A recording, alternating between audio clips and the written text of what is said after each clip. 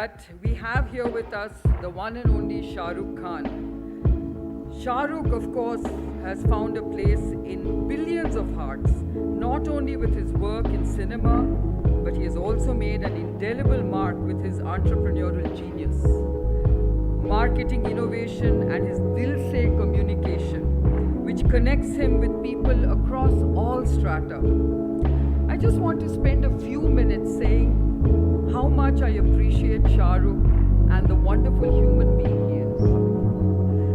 I first met Shahrukh in 2005 when we both received our Padma Awards from the late Abdul Kalam ji.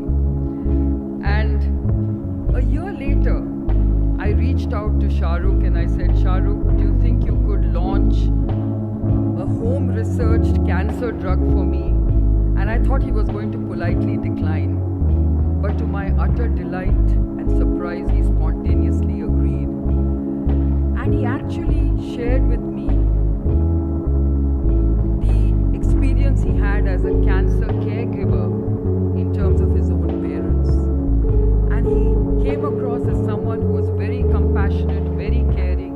And that's when I got to know what Shahrukh was all about. A wonderful, caring human being. On behalf of IIMB and the alumni, I would like to express our deep gratitude to Shahrukh for accepting to inaugurate this pioneering event tonight. And I must say, in his true style, when we reached out to him, he very spontaneously agreed to be here with us. So thank you, Shahrukh. Thank you so much. As you know, IIMB has brought together personalities, philanthropists, business leaders, and policymakers. And through IIMB, we seek to inspire and be inspired, to motivate and to be motivated, to imbue and to be imbued with the spirit of action that can spark and accelerate meaningful change. It's all about engaging, being energized, and enhancing. So I just want to welcome Shahrukh once again. Thank you so much. And ladies and gentlemen, please join me in giving Shahrukh a resounding round of applause. And now, may I ask Shahrukh to please inaugurate IIMB 2015.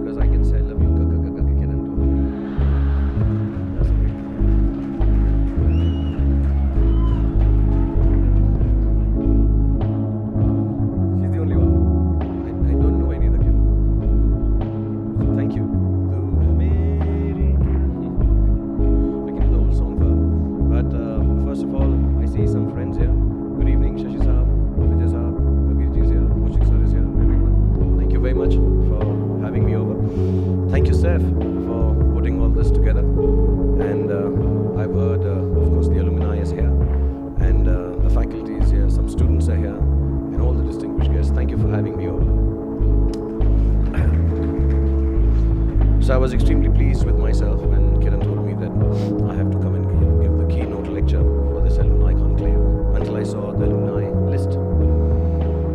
And my mind suddenly froze up, like the icebergs that I've been shooting in Iceland for my next film. Because I was thinking, what will I say to these wonderfully wise people?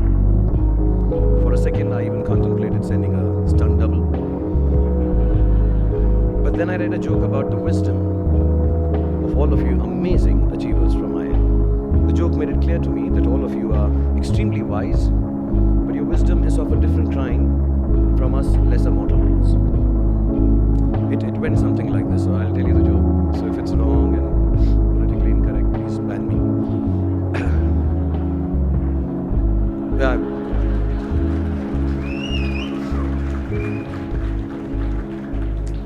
So it was about a kid who claimed he was too good for the standard first or class 1 that he was in and should be promoted to the 4th standard. Seems all IIM guys feel like that about themselves.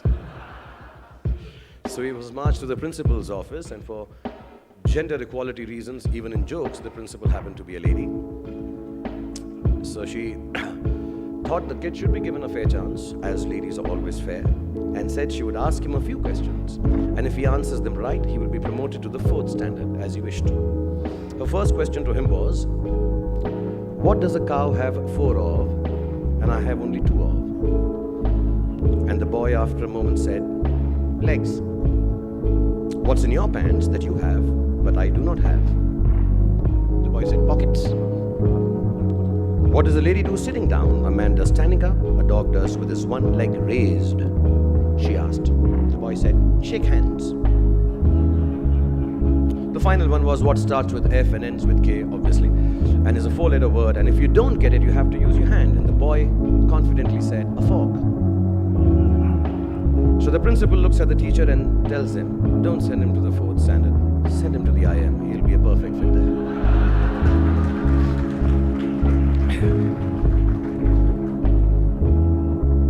So that gave me some confidence to stand before you all. Maybe in your quest for knowledge, you all might have overlooked some very basic and simple truths.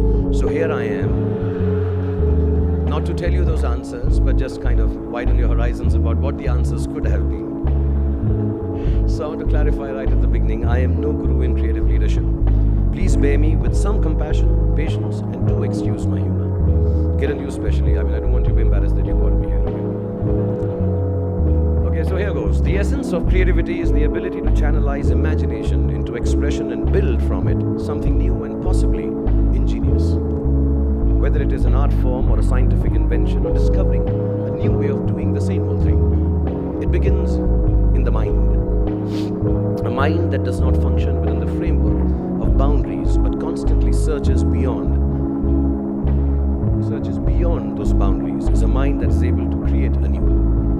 The cornerstone of leadership, I believe, is nothing more than cultivating the discipline and courage to nurture and sustain such a mind while constantly calling the bluff of the illusory limits imposed by life. See, I am 50. I don't look it, but I am. An age where you most likely are making retirement plans, not romantic plans. But here I am, still coochie queen with girls my children's age. And they don't look up to me at all. One of the reasons is they're all taller than me, so they don't look up to me. But they kind of think of me as equal and their age. And that's because, having been put in the position of someone who's a romantic hero, so to say, I've cultivated a belief that I can love them back as beautifully as any man can, age notwithstanding. With respect, dignity, and also to put my own experiences of life, which younger guys don't have, of course. Though I must admit, girls have a bit of a father fixation, and that comes in handy with my endeavors.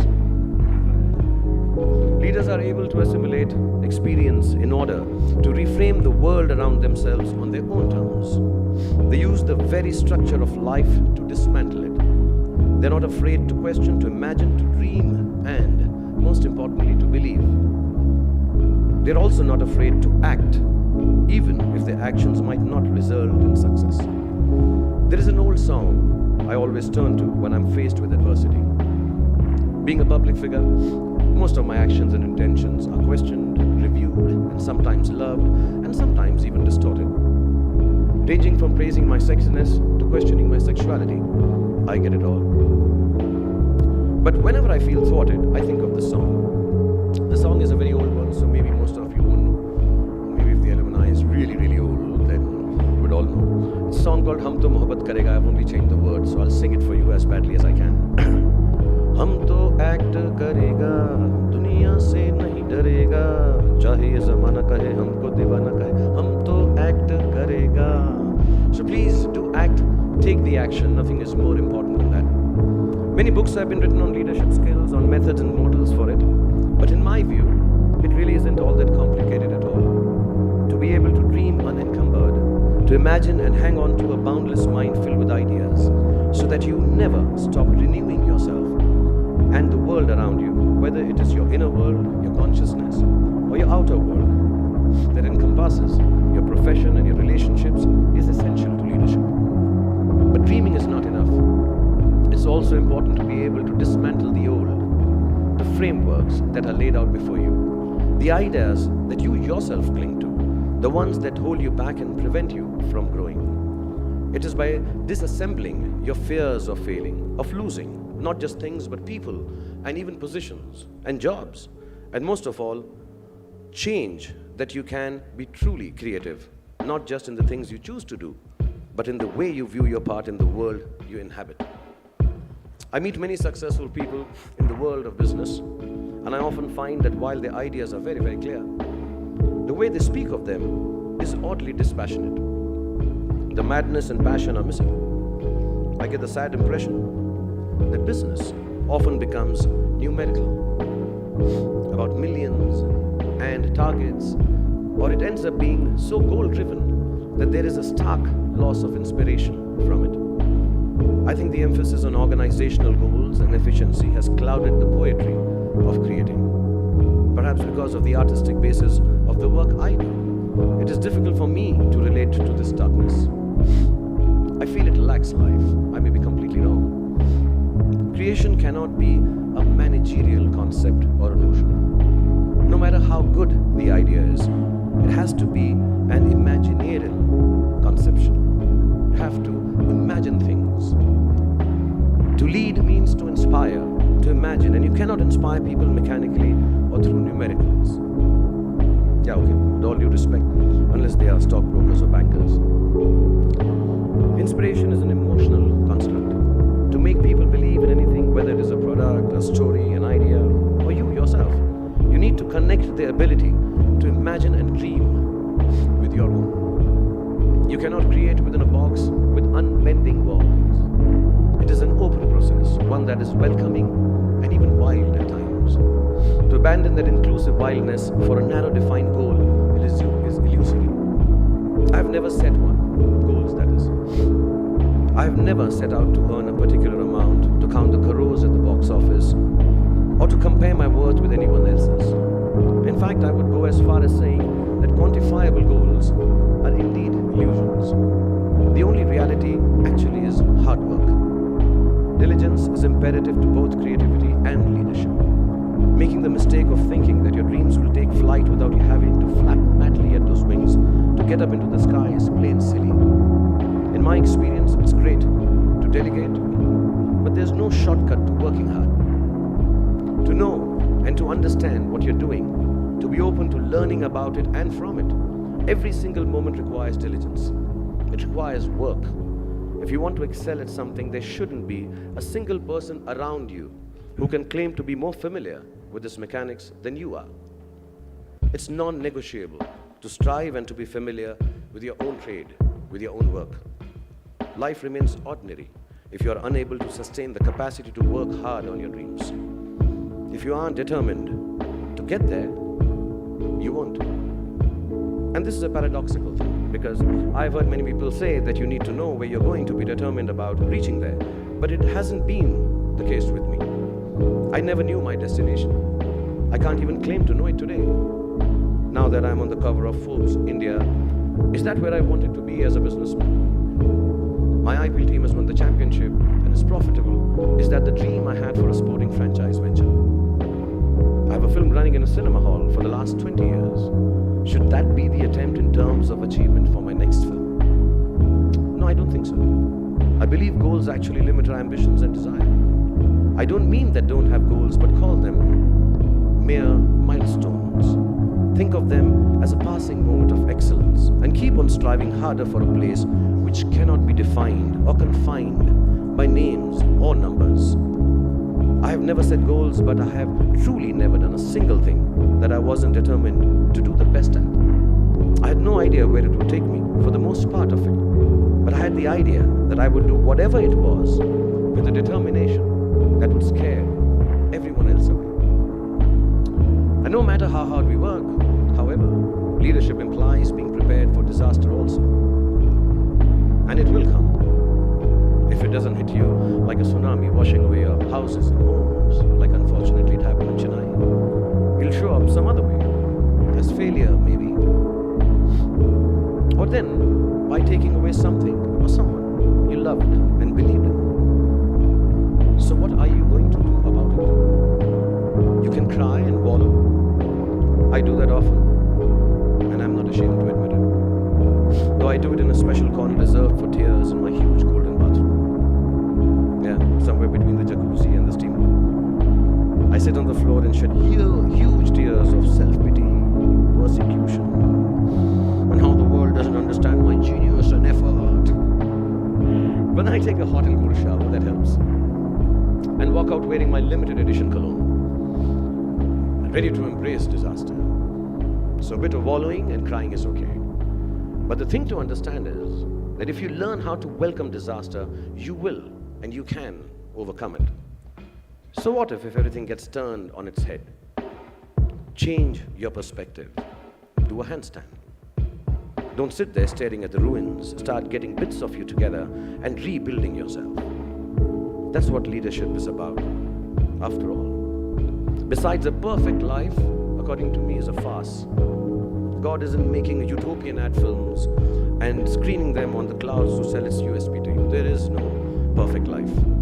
It's a man-made idea, and we are buying into it all the time. Actually, there is nothing more beautiful than the imperfections of life. Creativity is about taking the imperfection and translating it into something beauteous.